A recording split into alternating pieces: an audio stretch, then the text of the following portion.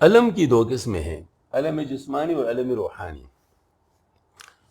علم جسمانی یعنی احکام الہی جل سلطانوں کی تعمیل اور سنت نبویہ علی صاحب الصلاۃ والسلام کی مطابقت سے نفسانی خواہشات کمزور اور مان پڑنے سے جسم درد علم محسوس کرتا ہے، کیونکہ شریعت و سنت کی پیروی جسم پر بڑی شاخ و گراں گزرتی ہے، جیسے کہ کریم ہے ان لکبیرۃ الا الخاشعین الذین یظنون اللہ سوا۔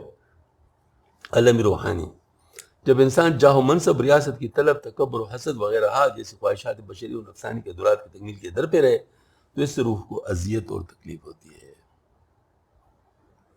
پس مقصود از خلقت انسان خواری اوست، پس انسان کی پیدائش سے مقصود خالق کائنات کے حضور اس کی ذلت ہے، یعنی جھکنا ہے۔ اس جملہ میں حضرت امام ربانی کو سر عاجزی ان کے ساری اختیار کرنے کی نصیحت فرما رہے۔ دراصل عجز و نیاز مندی تکوینی احکام میں سے ہے، جس کے تمام جن و انس سے معمور ہے، جس کی آیت کریمہ کل قانتون سے آیا ہے۔ آپ اپنے کشف المشاہدہ بیان کرتے ہوئے فرماتے ہیں کہ عام دعوتوں میں مدعو لوگ طعام میں نقص اور میزبان کی جوئی کرتے ہیں، جس سے میزبان خاطر شکستہ اور دل برداشت ہو جاتا ہے۔ یہ دل شکستگی طعام میں عدم اخلاص وغیرہ کے بنا پر پیدا ہونے والی ظلمت کے دور کرنے اس کی قبولیت کا ذریعہ بن جاتی ہے۔ پس ان کی ساری شکستگی اور عاجزی و بیچارگی تخلیق انسانی کا مقصود ہے، جیسے کہا آیت کریمہ میں وما خلقت الجن والانس لیعبدون سے ثابت ہے۔ اصل میں اللہ جل شانہ مالک الملک ہے اور ہم مخلوقات میں سے ہیں، اس کے بندے۔ جتنا ہم اللہ کی خالقیت کی معرفت حاصل کرتے ہیں اور اپنے مخلوقیت پر نظر ہوتی ہے، اتنی اپنے میں ابدیت پیدا ہوگی، اتنے ہم میں ابدیت پیدا ہوگی، بندگی، یعنی اپنے آپ کو بندہ ہونا پہچان لے۔ ہاں جی، یہ ہمیں گویا کہ یہاں سبق دیا ہے کہ تم لوگوں کی جو وجہ پیدائش کی ہے وہ تو بندگی ہے، یعنی تم اگر اپنے آپ کو بندے سمجھ لو تو تم نے اپنے یعنی گویا وجہ تخلیق کو جان لیا، اور اگر ایسا نہیں ہے، مزے کرنا اپنے اس یہاں کا مراد لے لیا، تو پھر آپ لوگوں نے اپنی تخلیق کی وجہ ہی نہیں پہچانی۔ اس وقت اگر یعنی کفر کا جو ہے مطلب پورا میدان ہے یا علاقہ ہے، یا جو کفار جس طرح ماحول میں بستے ہیں، اگر دیکھا جائے تو ان کی نظر کس چیز پر ہوتی ہے؟ وہ دنیا کی چیزوں پر ہوتی ہے، اسی میں ہی وہ تلاش کرتے ہیں سب کچھ۔ بس ان کو دنیا کی کوئی چیز مل جائے تو یہ کامیابی ہے، اور دنیا کی چیز ان سے ہٹ جائے تو یہ ناکامی ہے، مطلب یہی بات ہوتی ہے۔ اس لیے جب اس صحابی رضی اللہ تعالیٰ عنہ نے جب ان کو نیزہ لگا اور شہید ہو گئے تو اس کے منہ سے نعرہ نکلا فزت برب کعبہ، رب کعبہ کی قسم، اللہ میں کامیاب ہو گیا۔ تو اس کافر کو بڑی حیرت ہوئی جس نے اس کو نیزہ مارا تھا کہ مارا میں نے اور مرا یہ، اور کہتا ہے کہ کامیاب ہو گیا، یہ کون سی کامیابی ہے؟ اس کو کیا سمجھے؟ کس طرح وہ سمجھ سکتا تھا؟ کیونکہ اس کے سامنے وہ چیز تھی ہی نہیں، بندگی والی بات تو تھی ہی نہیں، اور صحابی کے سامنے بندگی تھی۔ تو اس نے اپنے جان جب قربان کیا تو اس نے کہا کہ میں نے بندگی کا حق ادا کر لیا، میں کامیاب ہو گیا، جس مقصد کے لیے آیا تھا وہ مقصد حاصل ہو گیا۔ تو اس نے کہا قسم کھائی فزت برب کعبہ، رب کعبہ کی قسم میں کامیاب ہو گیا۔ اس کافر کو حیرت ہوئی کہ یہ کیا بات ہے، تو بعد میں ایک مسلمان سے پوچھا کہ یہ کیا بات ہے، اس نے تو ایسی بات کی مجھے حیران کر دیا۔ اس نے کہا جتنا تم شراب کے پیالے سے محبت رکھتے ہو اس سے زیادہ ہم موت سے محبت رکھتے ہیں۔ ہم بتاؤ یہ کیا چیز ہے؟ موت کیا چیز ہے؟ فنائیت، فنا، تکوینی فنا ہے، تکوینی فنا ہے موت۔ تو یہ موت کس لیے آ رہی ہے؟ اگر یہ ہمارے آقا خالق مولا اس کی مرضی سے اس کے لیے آ رہی ہے تو کامیابی ہے، بندگی ہے۔ پھر بظاہر بندگی ہے۔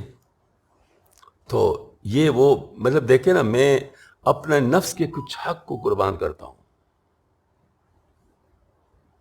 اپنے اللہ کے لیے، اس درجہ کی مجھے فنائیت حاصل ہو جاتی ہے، اس درجہ کی مجھے فنائیت حاصل ہو جاتی ہے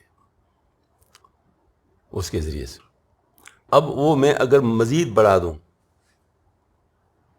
مثلا میں آنکھ کے مزے کو قربان کرتا ہوں، تو یہ فنائیت ہے اس چیز کی جو مزہ مجھے آنکھ سے حاصل ہوتا ہے، اس کی فنائیت۔ اگر میں کان کے مزے کو قربان کرتا ہوں تو یہ بھی فنائیت ہے، لیکن کان کے مزے کی۔ اگر میں زبان کی یعنی غیبت چھوڑ دیتا ہوں، جھوٹ چھوڑ دیتا ہوں، ہاں گالیاں دینا اور اس طرح اور چیزیں فضول بیان کرنا، یہ اس کو چھوڑ، تو یہ میں نے کلام کے جو اس کا جو ہے نا وہ مزے کا وہ چھوڑ دیا، یعنی وہ اس کی فنائیت حاصل کی۔ سوچ جو اپنے ویسے خیالوں میں انسان پھرتا رہتا ہے نا، وہ سوچ کے جو مزے لینے ہوتے ہیں، وہ میں نے اگر چھوڑ دیا تو وہ فنائیت میں نے حاصل کی، ٹھیک ہے نا۔ اس طرح ہزارہا مزے ہیں انسان کے ساتھ، نفس کی خواہشات، وہ انسان چھوڑتا ہے تو اس کے لحاظ سے وہ فنائیت حاصل کرتا ہے، ابدیت حاصل کرتا ہے، کیوں فنائیت اور ابدیت آپس میں جولی دامن ساتھ۔ لیکن انسان اگر اپنے آپ کو ہی قربان کر لیتا ہے پورے کا پورا، تو پھر کوئی کیسا ہوگا؟ ہاں جی، تو یہ وہ فنائیت ہے جو ابدیت تامہ ہے۔ اور پھر اس کے بعد ایسے لوگوں کو جب اللہ پاک بقا عطا فرماتے ہیں، فرماتے وَلَا تَقُولُ لِمَن يُقْتَلُ فِي سَبِيلِ اللَّهِ أَمْوَاتٌ بَلْ أَحْيَاءٌ وَلَٰكِن لَا تَشْعُرُونَ۔ ایسے لوگوں جو اللہ کے راستے میں شہید ہو، ان کو مردہ نہ کہو، بلکہ وہ زندہ ہے، لیکن تمہیں اس کا شعور نہیں ہے۔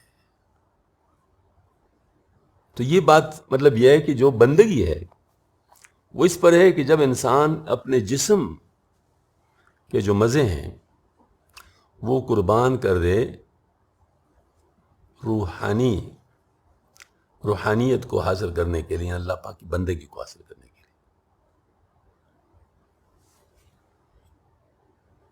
تو اس کو وہ فنا حاصل ہو جاتی ہے۔ تو بچا بچا کے نہ رکھ ایسے تیرا آئینہ ہے وہ آئینہ، جو شکست ہو تو عزیز تر ہے نگاہ آئینہ ساز میں۔ غالباً اسی غایت تزل و نہایت چیز کی وجہ سے دنیا مومن کے لیے قید خانہ ہے، جیسے کہ ارشاد نبوی علیہ صاحب الصلاۃ الدنیا سجن المومن سے واضح ہے۔ ہاں جی، واقعتاً ایک کی غلامی اور ایک کی بندگی، ایک تمام ہزارہا غلامیوں سے اور مطلب اس سے جو انسان کو چھٹکارا دیتے، وہ ایک سجدہ جیسے تو گراں سمجھتا ہے، ہزار سجدوں سے دیتا ہے آدمی کو نجات۔ مطلب یہ ہے کہ انسان جو ہے اگر اللہ کا نہ ہوا تو پھر کیا ہوگا؟ پھر وہ ایسے چیزوں کا ہوگا جس کو دیکھ کر دوسرے لوگ بھی کہیں گے بھائی کیا ہو گیا اس کو، اگر اللہ کا نہیں ہوا۔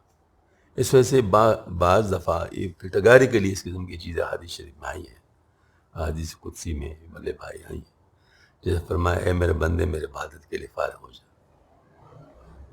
تو میں تیرے دل کو غنی کر دوں گا، تفکرات سے خالی کر دوں گا، اور اگر ایسا نہیں کرتا تو میں تیرے دل میں اتنے تفکرات بھر دوں گا کہ موت تک اس سے چھٹکارا نہیں پا سکو گے۔ اور یہ چیز میرے خیال میں پورے عالم کے اندر بالکل واضح، جو بھی تجربہ کرنا چاہے تو کر لے، دیکھیں جو اللہ کا نہیں ہے پھر وہ گھٹنے ٹیکے گا ہر جگہ۔ ہاں جی، اس کے میں ایک مثال دیتا ہوں، مثال اچھی نہیں ہے۔ مثلا ایک شخص سے غصے میں آیا اور اس نے غصے میں فائر کر دیا اور ایک شخص کو قتل کر دیا۔ اس وقت اس نے اپنے ایک نفس کی خواہش کے سامنے جو ہے نا مطلب اللہ کے حکم کی پرواہ نہیں کی، یعنی اپنی نفس کی خواہش کا مقابلہ نہیں کر سکا، اور وہ اللہ کے حکم کے سامنے جھکنا جو اس وقت مطلوب تھا وہ نہیں کیا، تو یہ بظاہر اس وقت بڑے غیرت میں ہے کہ میں کیوں جھکوں، تو اس وقت یہ جھکا نہیں، لیکن پھر اس کے بعد نتیجہ کیا ہوگا، اسی دنیا میں ہر ایک کے سامنے جھکے گا، پھر عیسائی کے سامنے جھکے گا، عام مالک کے سامنے جھکے گا، حکومت کے سامنے جھکے گا، نمبردار کے سامنے جھکے گا، بلکہ ہر وہ شخص جو اس کو بچا سکتا ہے اس کے سامنے جھکے گا. ہاں جی، کیوں؟ کیونکہ اس نے اس وقت اللہ کے سامنے جھکنا منظور نہیں کیا تھا، اپنے نفس کی خواہش کا مقابلہ نہیں کیا، اپنے نفس کے مطلب جنت کے سامنے جھکنا منظور نہیں کیا. نتیجہ کیا ہوا، ہر ایک کے سامنے جھکنا شروع ہو گیا.